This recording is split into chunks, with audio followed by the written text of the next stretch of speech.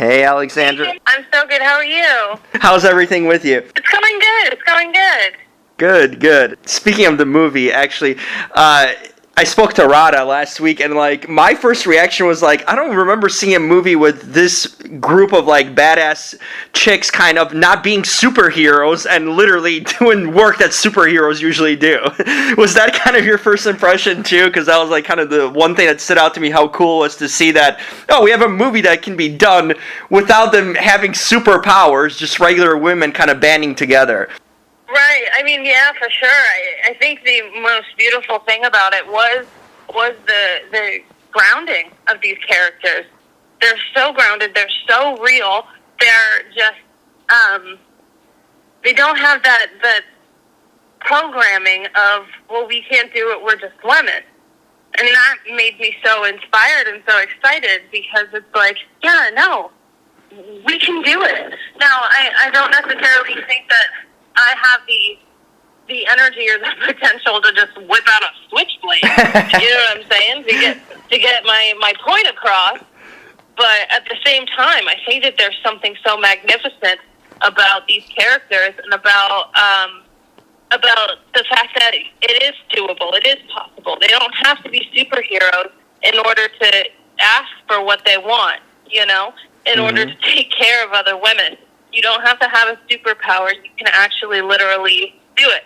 Now, I hope people aren't just fighting in the streets or switchblading each other, but at the same time, standing up for themselves. Very inspirational. Yeah, and the last movie that kind of was in that mold, I think maybe Promising Young Woman sort of started the mold in a sense, and now we're seeing that, we can have these sort of movies of regular kind of women, standing up for themselves and not having to have any sort of, like I mentioned earlier, superpowers to do it. That we're seeing these sort of movies that maybe in the past it would have been centered on male figures, which is a lot different now that we're seeing it the reverse. Yeah. I was gonna very much so. Yeah. I was going to ask you, it's kind of cool. What I liked about it is that everyone seems to be in a similar age group, among the cast. I was curious, did you know Vanessa and Kersley and Ezra? Did you kind of know come across a lot of you guys in Hollywood or not? Or just maybe meeting most of the cast for the first time on this film? I'm kind of curious because I liked how everyone seems to be kind of coming up together or in the same similar age group. I liked how this cast was a great mix of kind of young ascending talent. Yeah, I mean, Kirsty is a producer on it, and so she sent me over the script and the production and was like, hey, do you want to do this? I'd never worked with Vanessa before, or Ezra, but we shot this in a very small town, and so all we had was each other, and I think that being a part of that kind of a bubble really just made us all that much closer. And also, while we were shooting this, it was October of 2019. Vanessa and I found out that we got Tick Tick Boom together, and it was like this moment of, oh my God, I can't wait to spend the rest of my life with you. And I think, in fact, we did say that to each other, where we were just like, dude, back-to-back movie, and now Vanessa's become my work wife, and we try and work together on whatever projects we possibly can.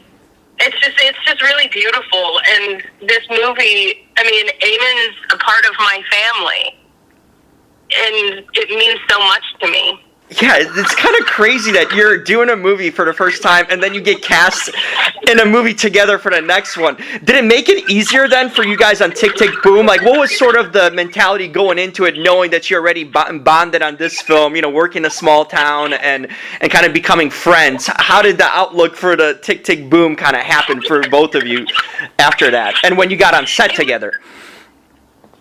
It was kind of serendipitous because I think that we made such a beautiful friendship, and then we're able to work on Tick Tick Boom together, and then COVID hit, and we were in a bubble, and I got to be in a bubble, not allowed to leave your house bubble, with one of my best friends. And I really do think that Vanessa saved my life in a lot of ways. I suffer from my own gradients of depression, and being locked inside by yourself can really take a toll on you mentally, and to be able to do that with your best friend makes a world of difference. Wow, isn't that crazy now to kind of think, like, what would have happened had you not met on this film, you know, or never connected? I mean, seems like your life could have been altered in a lot of ways, right? I mean, especially with the pandemic and all that happened afterwards. It's very Twilight Zone, babe. Wow, very that's Twilight insane. You know, how certain people come into your life at a certain time, and this project, it means a whole different thing to you now, too, looking at it, you know, because it was like a start of a friendship. Not only that, but wow, that's crazy how life sometimes works. This movie became a family. Yeah, and this movie became a family. Eamon is a member of my family, and Vanessa is my work wife, and Kiersey's one of my best friends, and Ezra is a huge part in our lives as well. They're always working because they're fabulous, but at the same time, like, we all became really ingrained in each other's lives in a really beautiful way. We made a lifelong friendship on this job. That's awesome. Do you guys have like a group text going or something after this, or like plans to work again together, kind of get together most of this crew potentially on something? I mean, we all want to work together again, that's for sure. I had the craziest idea of a wrap gift for everyone, and so the like warehouse bar that we all would go to was the Cherry Bomb, and so I hired a tattoo artist, and we designed this tattoo, this Cherry Bomb tattoo, and almost everyone got the tattoo. Really? And, so now we're all kind of low-key in a gang. Legit, for sure. Wow. Where's your tattoo at? Where'd you put yours at? Mine's on my foot. Oh, interesting. And then Kiersey's is on her arm, and I think that Eamon's is, I think it's on his ankle. I can't remember where he got his. And then Ezra doesn't get tattoos. And then when the tattoo artist was there, Vanessa wasn't there, and so she didn't get hers. But a good amount of us have the tattoo. We all share this crazy bond, and we have this matching tattoo, and we want to be those characters in real life. Wow, it's crazy how sometimes, like, you know, work spills into real life, you know, and how you really literally formed your clan in a sense, you know, offset, and meet people that, you know, change your life in a way or become part of your family. That's really cool to hear. That's not a thing you often get, you know, on films. Kind of people come in and out, but to have that kind of a bond and relationship, it sounds really special, and it gives a whole different meaning too. Now, if I rewatch this movie, you know, thinking about it that way, it's just a whole different thing too. Exactly. Every time I watch it, I feel like I'm watching, you know, like in Mr. and Mrs. Smith, when Angelina Jolie and Brad Pitt are, like, obviously falling in love with each other. Uh-huh.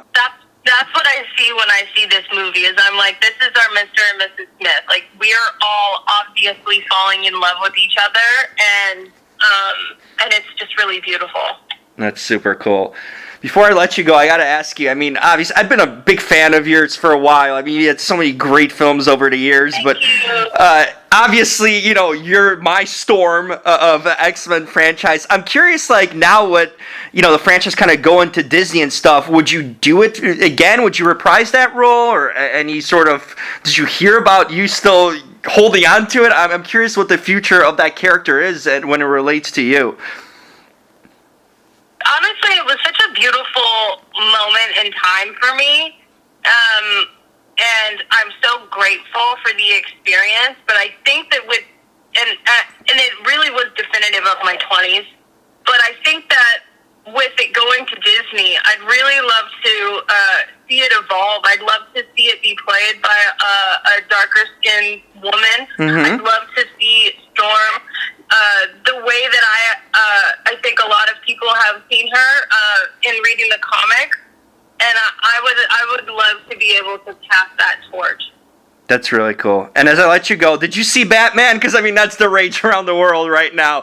I'm curious if you saw it. I haven't seen it yet. Don't spoil it. Okay. I haven't seen it yet. All right, I'm really excited. And Zoe Kravitz playing Catwoman, I could, like, that has to be the hottest thing on the planet. Like, I'm so so excited. You two look similar, by the way. I just wanted to point that out, which is a really good thing. Thank you. I think it's solely based on the fact that we're both light-skinned, but I will take that. And beautiful too, you know. Can't overlook that. So. Thank you.